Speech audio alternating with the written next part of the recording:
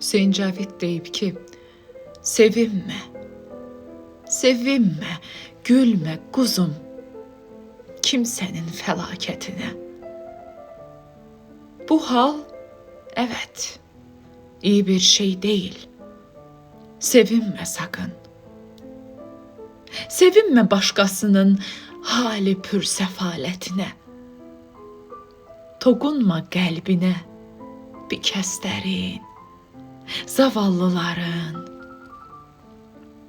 İnan ki, bir acı söz, bir bakış, bir ince gülüş, kədərli, sıtmalı bir qəlbi tırmalar, yaralar.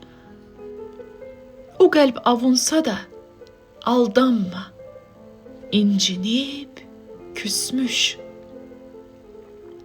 Sağalmaz işte o. Yıllar keçer de hep sızlar o. Dokunma ruhum. Evet, kinlidir felek.